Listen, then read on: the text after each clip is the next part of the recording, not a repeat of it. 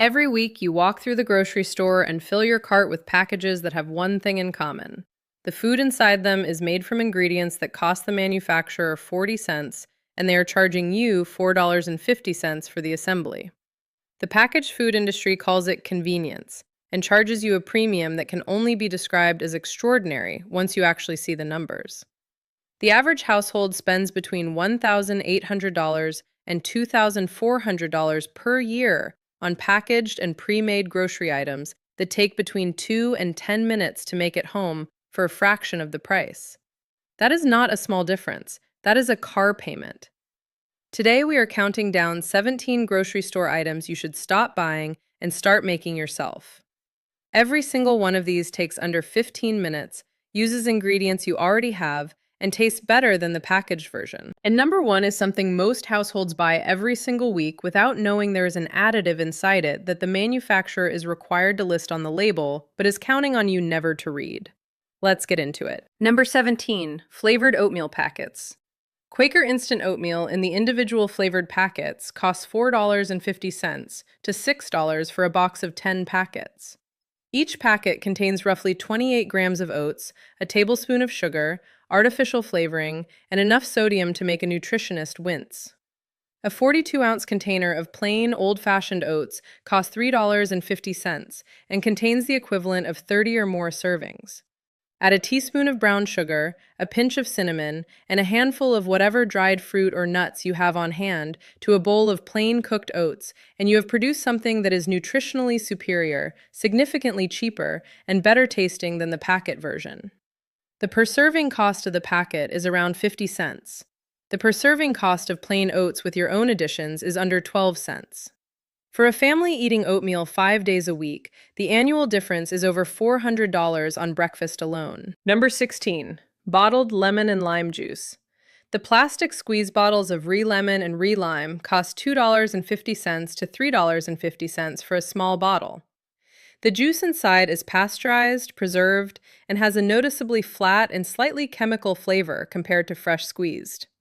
A bag of lemons at most grocery stores runs $2 to $3 for 5 or 6 lemons, each of which yields 2 to 3 tablespoons of juice. The fresh version tastes dramatically better in salad dressings, marinades, beverages, and cooking. It contains none of the sulfite preservatives in the bottled version. And for recipes requiring the zest, which is where most of the aromatic oils and flavor compounds live, the bottled version is completely useless. Buy fresh, squeeze what you need, and use the rest within a week. The bottled version exists entirely for the convenience of not having to squeeze, which takes approximately 20 seconds per lemon. Number 15, pre-made seasoning and spice blends. Taco seasoning packets cost $1 to $1.50 each and contain cumin, chili powder, garlic powder, onion powder, salt, and a cornstarch filler. That is it. A single taco seasoning packet has enough blend for 1 pound of meat. For $1.50, you are getting a teaspoon of each spice plus cornstarch in a foil envelope. The same blend made at home from spices you already own costs under 10 cents per batch and makes 4 to 5 times the quantity. This applies to ranch seasoning mix, Italian seasoning, Cajun blends, fajita seasoning, and every other spice packet in the grocery aisle. Mix your own in a small jar, store it on the spice rack, and use it from there.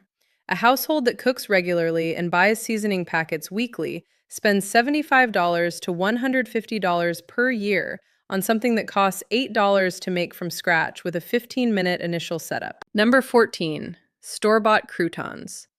A bag of croutons at the grocery store costs $3 to $4 for roughly 2 cups of dried, seasoned bread cubes that go stale within weeks of opening. The entire product is made from bread that was going stale, tossed in oil and seasoning, and baked. If you have a loaf of bread that is getting old, cut it into cubes, toss with olive oil, garlic powder, salt, and dried herbs, and bake at 375 degrees for 12 to 15 minutes. The result is fresh, crispy, better-tasting croutons for virtually zero cost beyond bread you were about to throw away. This is one of the oldest frugal kitchen habits there is, and it is one of the easiest to revive. You will never buy a bag of croutons again once you have made them yourself. Number 13, pre-cut vegetables and fruit trays. Pre-cut vegetables and prepackaged fruit at the grocery store carry a markup of 40 to 100% above the cost of buying the same produce whole and cutting it yourself. A 12-ounce bag of pre-cut broccoli florets costs $3 to $4. A whole head of broccoli of the same weight costs $1.50 to $2. A pre-cut fruit tray for $8 to $12 contains the same fruit you could buy whole for $3 to $4 and cut in 5 minutes.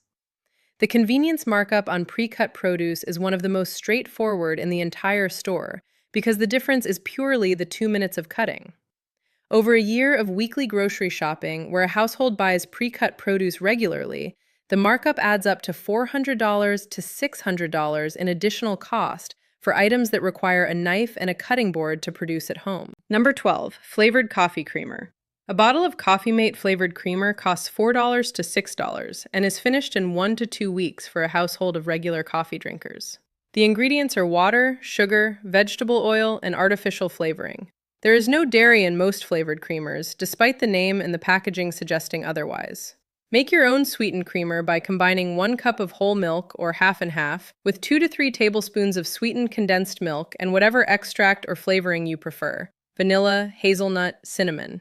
Store it in a jar in the refrigerator. The per batch cost is under $1.50, and it lasts the same amount of time as the store-bought bottle. It contains actual dairy, no artificial flavoring compounds, and tastes significantly richer and more satisfying.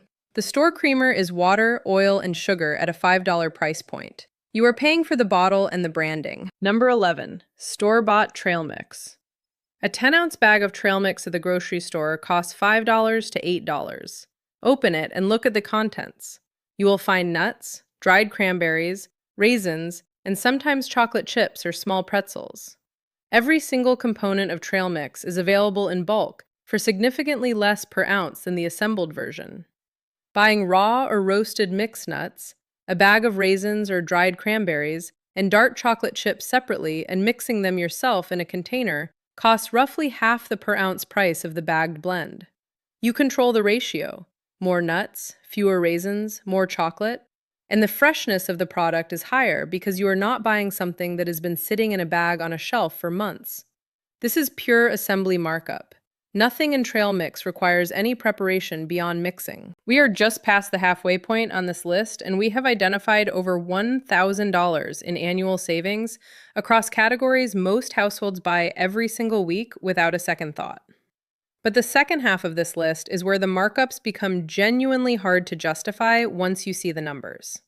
We are going into hummus, salad dressing, bread, and the item at number 1 that most households buy multiple times per week without knowing what is actually inside the package.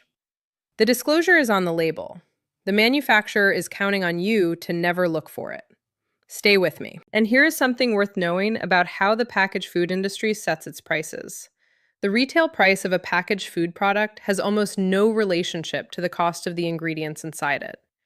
Industry pricing research consistently shows that ingredients account for roughly 10 to 15% of the retail price of a packaged consumer food product.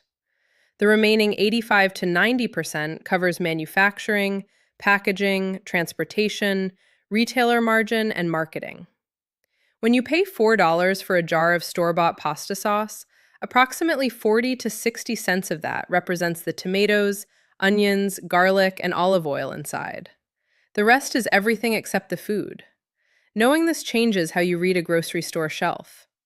The gap between the ingredient cost and the retail price is the space where every recipe on this list lives. Number 10, store-bought hummus. A 10-ounce container of Sabra hummus costs $4 to $5. The ingredients are chickpeas, tahini, lemon juice, garlic, and olive oil. Open a can of chickpeas, add 2 tablespoons of tahini, the juice of 1 lemon, a clove of garlic, a tablespoon of olive oil, and a pinch of salt to a blender or food processor and blend for 90 seconds.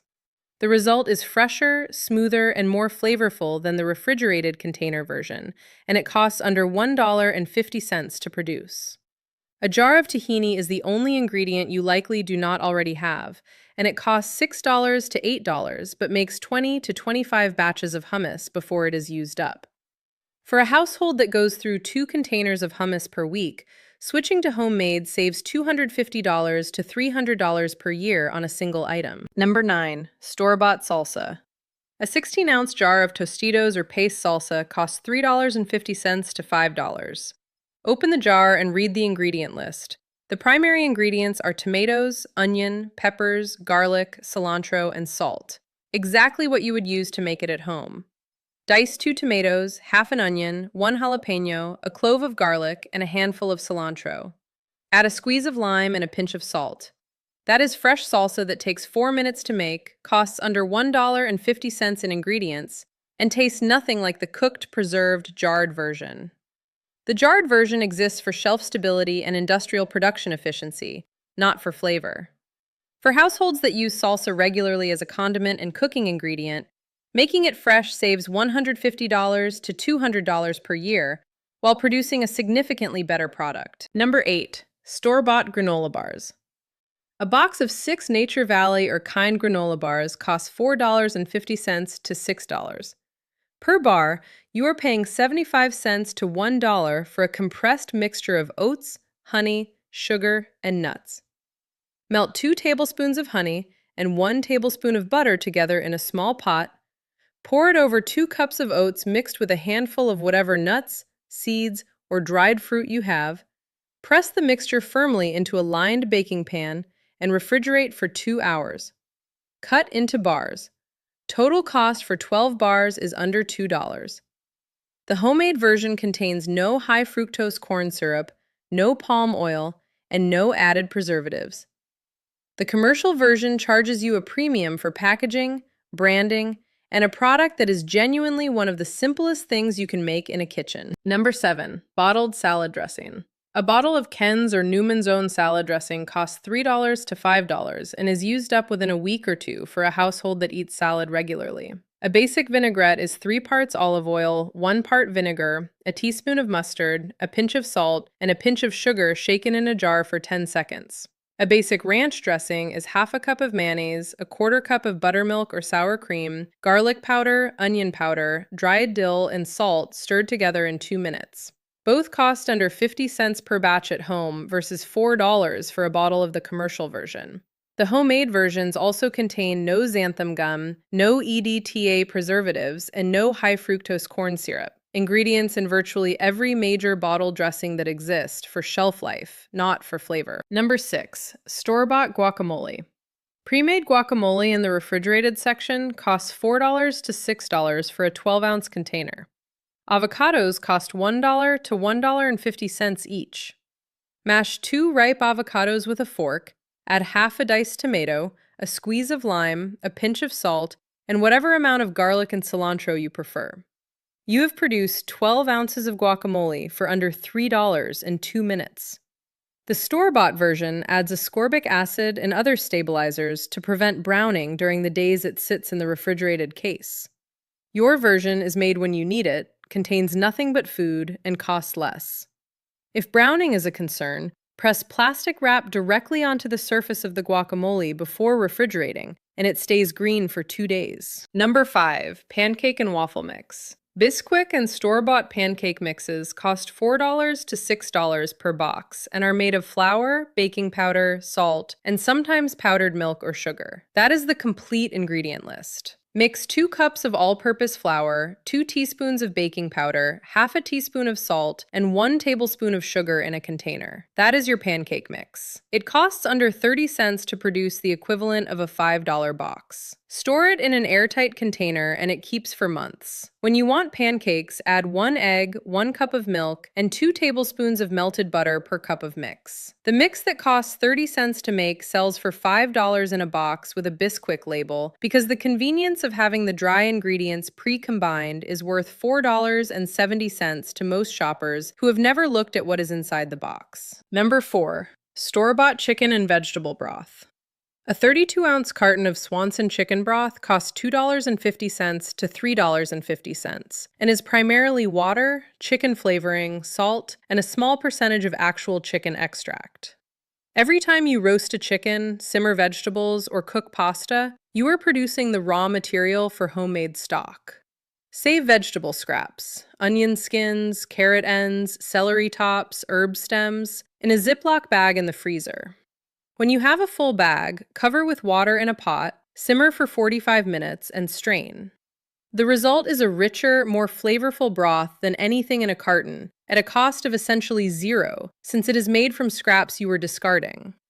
A household that uses 4 cartons of broth per month spends $120 to $168 per year on something that can be produced for free from food they are already throwing away. Number 3. Store-bought pasta sauce and marinara. A jar of Rao's marinara costs $9 to $11. A jar of Prego or Classico costs $3.50 to $5.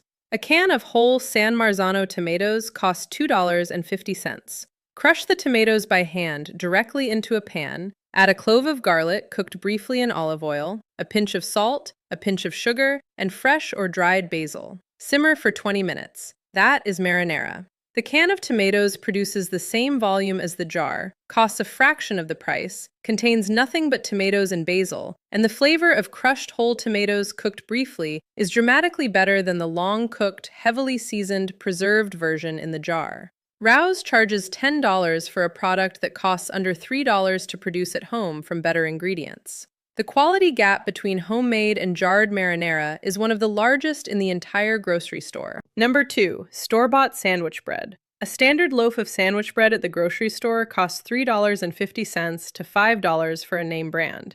The ingredients are flour, water, yeast, salt, and a small amount of sugar and fat.